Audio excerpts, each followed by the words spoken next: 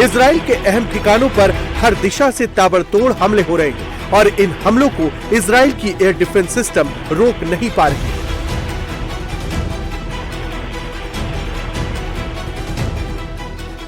जंग के बीच इजराइल के लिए सबसे बड़ा चैलेंज हूती विद्रोहियों का अटैक बन गया है। यमन के विद्रोही संगठन हूती ने अमेरिका और इजराइल के खिलाफ खुली जंग का ऐलान कर दिया है। साउथ इजराइल पर हूती विद्रोहियों ने एक और बैलिस्टिक मिसाइल दागी। यमन का 2 दिनों में ये तीसरा हमला है।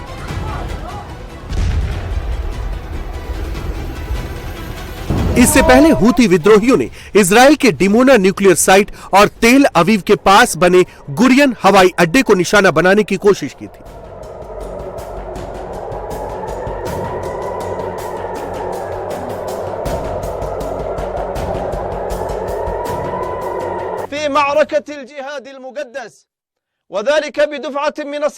यमन की आर्म फोर्सेज ने कोऑर्डिनेटेड क्रूज मिसाइलों और ड्रोन हमलों का इस्तेमाल करते हुए अपना सैन्य अभियान चलाया। उनके निशाने पर दक्षिणी कब्जे वाले फिलिस्तीन में ज़ायनी दुश्मन के अहम और सैन्य ठिकाने थे।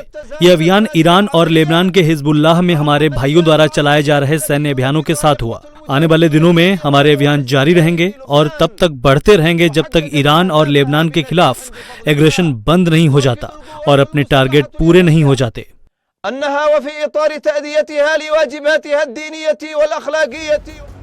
यमन इजराइल के दक्षिण पूर्व में लाल सागर और अरब सागर के पास स्थित है। इजराइल से यमन की दूरी 2000 से 2200 किलोमीटर दूरी है। हूती विद्रोहियों ने 1000 मील दूर से इजराइल पर फिलिस्तीन 2 बैलिस्टिक मिसाइलों से हमला किया है।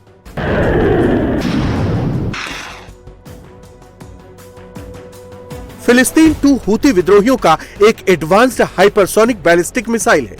इसकी मैक्सिमम स्पीड मैक 16 यानी 20,000 किलोमीटर प्रति घंटे की है। तेज गति के कारण इसे मौजूदा एयर डिफेंस सिस्टम से इंटरसेप्ट करना बेहद कठिन हो जाता है।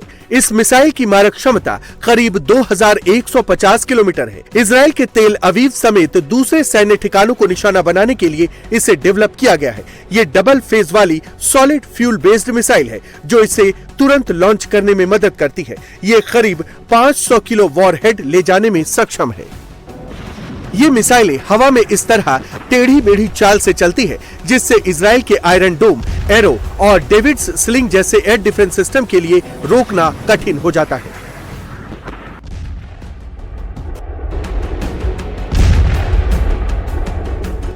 यमन के हूती विद्रोही कौन है जिनकी जंग में एंट्री से मिडिल ईस्ट में युद्ध और भी घातक हो गया है? क्यों हूती विद्रोहियों के जंग में कूदने से इजराइल ईरान युद्ध और भी खतरनाक मोड़ पर आ गया है? हूती विद्रोही को ईरान का प्रॉक्सी माना जाता है। इसे ईरान की शासन का पूरा समर्थन है। ये यमन का एक आर्म्ड शिया राजनीतिक और सैन्य संगठन है जो 1990 के दशक में उभर कर सामने आया। इस संगठन में करीब 1.5 लाख लड़ाके हैं। ये खुद को एक्सिस ऑफ रेजिस्टेंस का हिस्सा मानते हैं जिसमें ईरान, हिजबुल्लाह और हमास भी शामिल है। 2014-15 में हूती ने राजधानी सना पर कब्जा कर लिया और तब से वे यमन पर बड़े हिस्से पर कंट्रोल बनाए हुए हैं।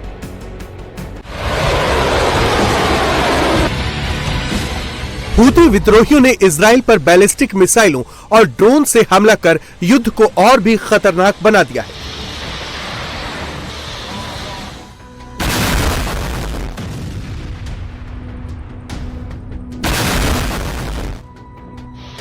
इसके साथ ही बुरकान और तूफान जैसी खतरनाक मिसाइलें दागकर लाल सागर को फिर खतरे में डाल दिया है जिससे ग्लोबल ट्रेड और तेल सप्लाई पूरी तरह से बाधित होने की आशंका है। ईरान ने स्ट्रेट ऑफ हॉर्मूज को बंद करके पहले ही दुनिया भर के तेल सप्लाई पर पहरा लगा दिया है।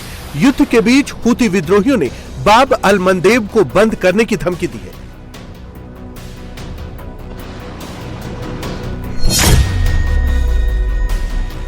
बाब अल मंदेब एक बेहद अहम स्ट्रेट है जो लाल सागर को अदन की खाड़ी और हिंद महासागर से जोड़ता है। ये एक सकरा समुद्री मार्ग है जिसकी चौड़ाई महज 16 मील के आसपास है। लाल सागर के इस चोक पॉइंट बाब अल मंदेब पर हूतियों का पूरी तरह से कंट्रोल है। बाब अल मंदेब स्ट्रेट ग्लोबल ट्रेड के लिए एक महत्वपूर्ण गलियारा है, खासकर यूरोप और एशिया के बीच होने वाले व्यापार के लिए। दुनिया भर में समुद्र के रास्ते होने वाली तेल की खेप का लगभग 10वां हिस्सा आमतौर पर बाब अल मंदेब स्ट्रेट से होकर गुजरता है।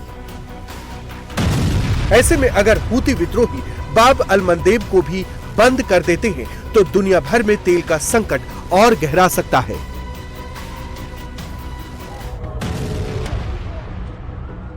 हूती विद्रोहियों का जंग में कूदना एक बड़ा खतरा इसलिए माना जा रहा है क्योंकि उनके पास खतरनाक मिसाइलें हैं जो इजराइल के साथ ही सऊदी और कतर के तेल और गैस के ठिकानों में तबाही मचा सकती है।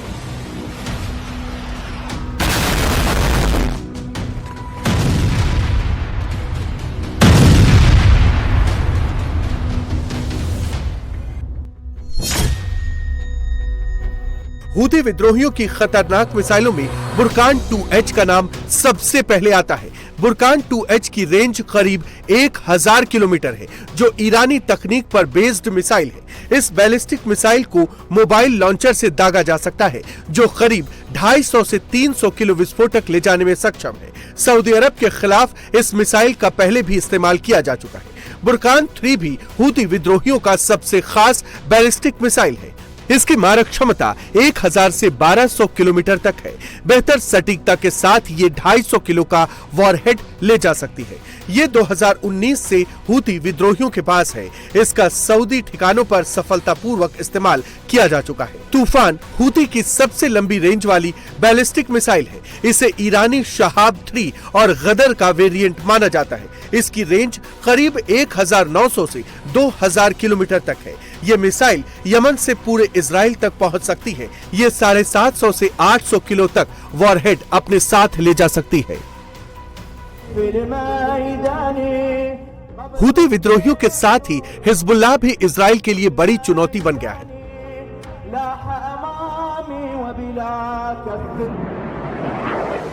लेबनान का ये आतंकी संगठन उत्तरी इजराइल में हजारों मिसाइलें बरसा चुका है।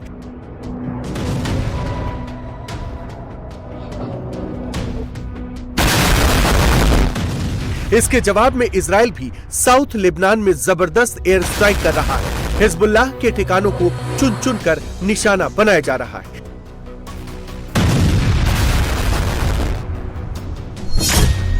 इजरायली हमले में बीते 24 घंटे में लेबनान में 49 लोग मारे गए, जबकि 116 लोग घायल हो गए।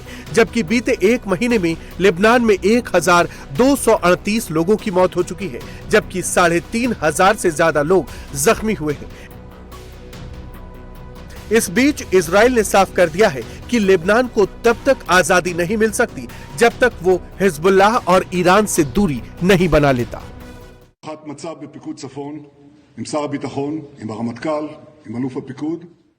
मैंने मौजूदा सुरक्षा बफर जोन को और बढ़ाने का निर्देश दिया है। हम उत्तर में स्थिति को पूरी तरह से बदलने के लिए डिटरमाइंड हैं। हम इस सुरक्षा क्षेत्र का विस्तार इसलिए करेंगे ताकि आक्रमण के खतरे को पूरी तरह से रोका जा सके और एंटी टैंक मिसाइलों और अन्य खतरों को हमारी बॉर्डर के पास की बस्तियों से दूर किया जा सके। אנחנו מביאים הישגים כבירים, הישגים שיוצרים סדקים גלויים